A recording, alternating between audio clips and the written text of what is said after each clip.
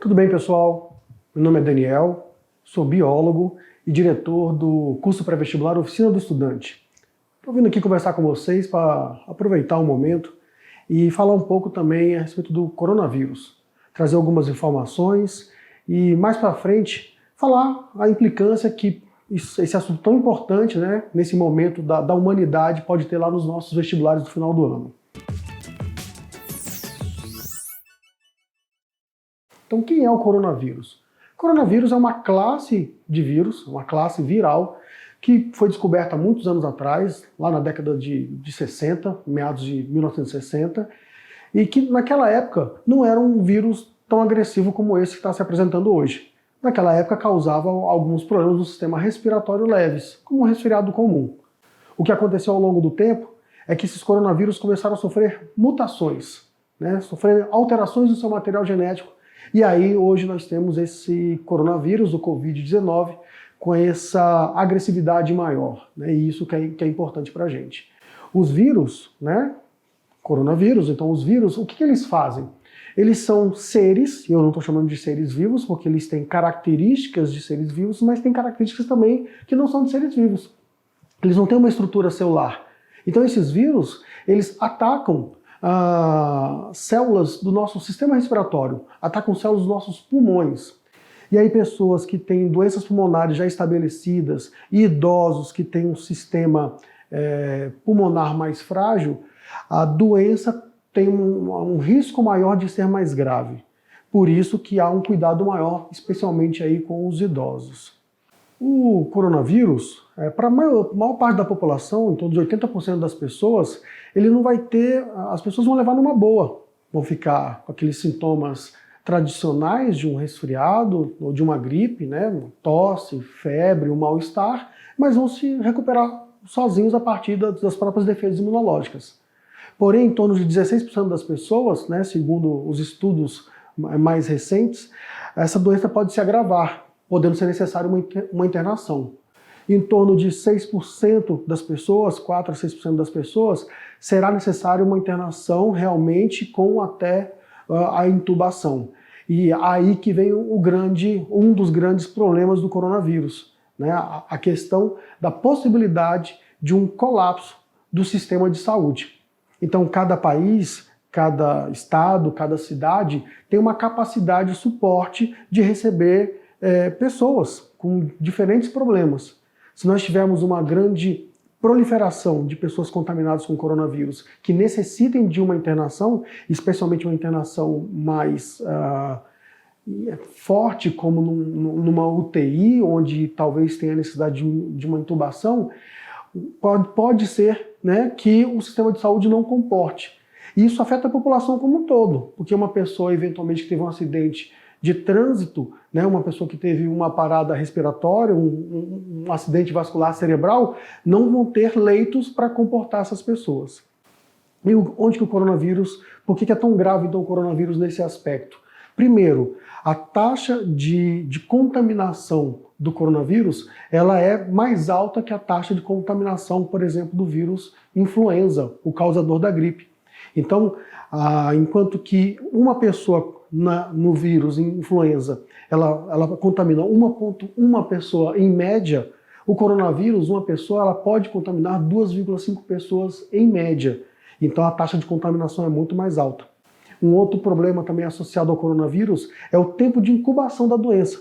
Enquanto que o tempo de incubação da doença influenza, a gripe, é de 1 a 2 dias, quer dizer, 1 a 2 dias o vírus já começa, né, os sintomas causados pelo vírus já começam a se manifestar, a pessoa já se sente gripada, já sente aquele mal-estar.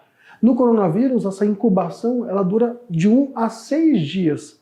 Quer dizer que a pessoa já está contaminada, ela pode transmitir esse vírus, né, sem ainda saber que está doente. E por isso que a taxa também de dispersão desse agente infeccioso ela tende a ser mais alta do que a gripe comum.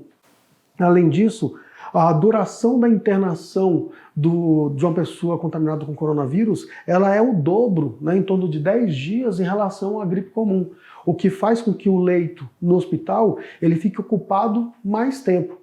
Então, o coronavírus, apesar de não ser tão agressivo, mas ele tem algumas características peculiares, especialmente quando a gente compara com o vírus influenza, que podem gerar, então, pensando numa cidade, pensando num estado, pensando realmente no planeta, uma sobrecarga, um colapso do sistema de saúde, e é isso que tem preocupado tanto as autoridades, e é isso que tem feito as autoridades tomarem medidas de cautela, por exemplo, de ambientes coletivos, aglomerações estarem sendo evitadas. Por isso que as Olimpíadas estão sujeitas a serem adiadas, escolas estão fechando, eventos diversos no globo estão sendo realmente adiados para evitar que isso se espalhe significativamente entre as pessoas. Bem, não me alongando muito, né, vamos falar um pouco de uma coisa importante, então faz parte do que a gente pode fazer. Que medidas preventivas a gente pode ter? Primeiro, nesse momento, evitar aglomerações. Né, evitar ao máximo ambientes com muitas pessoas. Todo local que você estiver, procurar um local que seja ventilado. Então evitar locais fechados, que é a chance de contaminação, que normalmente acontece com a emissão de gotículas de saliva quando a pessoa conversa com a outra. Essas gotículas de saliva nós chamamos de perdigotos. Evitar esse tipo de contato. Além disso, sempre lavar bem as mãos com água e sabão, né? Lavar realmente com todo o cuidado as mãos. Se você não tiver água e sabão em mãos, fazer o uso de álcool em gel. Um hábito também muito importante para a gente evitar a contaminação, né, entre pessoas é quando você for tossir, você tossir não como normalmente a gente faz aqui, né, de colocar a mão na frente. É tossir com o braço dobrado, tossir como se fosse na região do cotovelo.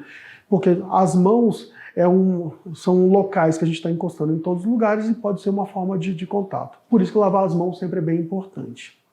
Além disso, evitar compartilhar objetos pessoais, né? O garfo, faca, especialmente relacionados à alimentação, para não ter a contaminação. Então, aproveitando, né, como eu falei lá no começo do vídeo, né, o que o vestibulando pode aproveitar disso? Então tem a nossa situação pessoal, familiar, de toda a comunidade, mas para o vestibulando lá na frente isso pode ser um assunto interessante. Então, primeiro, vestibulando, estudar vírus. Quem são os vírus, qual é a diferença de um vírus para um ser vivo normal, né? O que os diferencia, o que os aproxima, quais são as características desses vírus. Estudar esses micro-organismos, isso certamente é uma coisa importante. Segundo, o sistema respiratório, porque os coronavírus, como eu falei, atacam o sistema respiratório. Como que é o nosso sistema respiratório, do que ele é constituído, qual que é a importância para o funcionamento do nosso corpo, como que acontecem as trocas gasosas. Então também estudar o sistema respiratório pode ser bem interessante. Além disso, as mutações, que graças a essas mutações, aqueles coronavírus de antigamente se tornaram esses coronavírus tão importantes, né, significativos para o que está acontecendo nesse momento. Então, o que são mutações, onde que acontecem, quais são os seus efeitos benéficos, quais são os seus efeitos que não são tão benéficos assim para o ser vivo. Então entender também o funcionamento desse processo que acontece nas nossas células. E por último, né, e não menos importante, o aluno saber diferenciar epidemia de pandemia. Como vocês viram, recentemente a Organização Mundial da Saúde declarou que o coronavírus hoje ele é uma pandemia. E o que significa isso? Teve um aumento do número de casos de uma determinada doença, né, além do esperado, no globo, no planeta Terra como um todo, no planeta, né, como uma forma geral. Isso determinou a pandemia. Se esse aumento do número de casos de uma determinada doença for numa determinada região apenas, né, nós temos uma epidemia, como muitas vezes temos epidemias de dengue aqui no nosso país, no Brasil. Mas como está numa escala global, por isso que a Organização Mundial da Saúde fez uma categoria nova para esse momento e foi chamada de pandemia. Então espero que vocês tenham gostado dessas dicas, desse nosso vídeo, né? Se inscrevam no nosso canal, deem o like, compartilhem com seus amigos, com seus familiares, deixem comentários que teremos o maior prazer em responder. E faremos mais vídeos de acordo aí com esses assuntos interessantes que foram surgindo ao longo do ano. Grande abraço.